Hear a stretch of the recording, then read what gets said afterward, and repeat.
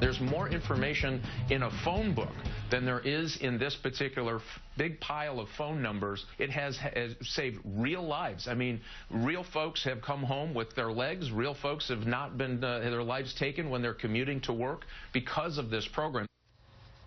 Edward Snowden's leaks have cast a spotlight on the government's secret surveillance programs, a spotlight which has cost the significant support in Congress for those programs. Joining me now is Congressman Adam Schiff, member of the House Intelligence Committee, one of those expressing serious concerns about the invasions of privacy. You obviously disagree, I think, with Mike Rogers, the chairman of your committee. Well, I do, and to use the phone book analogy, there's obviously a lot of information, a lot of data that the government is gathering, which I don't think the government has the need to gather. And this is one of the critical questions. I think when we're looking at these NSA programs, we should be asking, are they constitutional? Are they getting effective results? And are they structured in a way that minimizes any imposition on privacy of the American people? And certainly on that last criteria, is there a different way this program could be structured where it wouldn't be necessary for the government to get all those phone books? I think the answer is absolutely yes. And in fact, just last week, the director of the NSA disclosed publicly that there was no technological reason why the telephone companies couldn't hold their own data and only be queried when we had reason to believe that a number was connected with a terrorist plot. So I think we can get the same national security results in terms of protecting the public without requiring the government to obtain all of that data. Congressman, isn't it true that the phone companies have resisted that because it's bad PR, it's bad, it's expensive? They don't want the legal liability associated potentially with it. How do you get the phone companies to do the record keeping? Well, I think the phone companies have a mixture of emotions on this. On the one hand, you're absolutely right.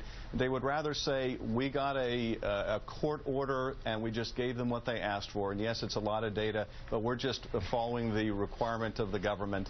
At the same time, the customers of those phone companies would much rather, I think, have those companies hold on to their own data and only give up a specific phone number and who it's connected to when there's reason to believe that that number is connected to a terrorist plot. So I think their customers would like something different. Probably at the end of the day, I think this program will be restructured. The phone companies will retain their own data. They're going to probably press for some form of immunity to do that so that they can protect themselves. But I do think it's a structure that would be more respectful of the privacy interests of the American people, and I think the phone companies are coming to recognize that.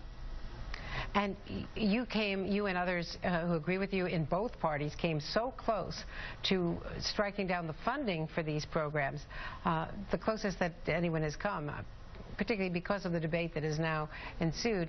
What about some of your other proposals which would change the way the FISA court works? Right now, Chief Justice Roberts alone has assigned 11 judges to the court, and there's no counter-argument. Do you think you have a better chance now of getting an authentically adversarial, if secret, procedure in that court so that there could be some real argument? I think there's a lot of momentum behind reforms to the FISA court that would provide for an adversarial process, that would provide for different methods of appointing the judges to the court. I'd like to see a presidential nomination and Senate confirmation so that those judges can be vetted in terms of their Fourth Amendment views, knowing that they'll sit on that FISA court. I think there's a lot of momentum behind the idea of declassifying some of the FISA court opinions. But the one you mentioned is particularly significant.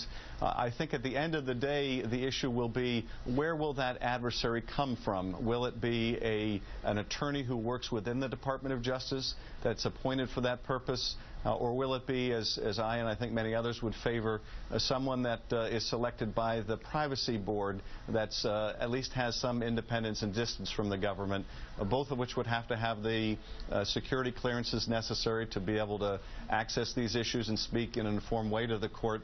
But I think the court would benefit, and we're seeing former FISA court judges, 2 of them now, come out and say that they would benefit from the opportunity to hear the opposing view, to hear how other case law may suggest a different conclusion than what the court is arguing. And as a former prosecutor, I think that the arguments of court are always improved when you have the benefit of both sides, and the work product coming out of the court, I think, would be improved. And, Congressman, I want to ask you about one of your former colleagues, because until last year, Bob Filner was a member of Congress for 2 decades, and now he has, by his own acknowledgement, had behavior since becoming mayor of San Diego, which is sexual harassment in any way you describe it, against former staff people, against constituents, leading business people, a rear admiral. Was none of this behavior apparent in all those years you served with him in the California delegation?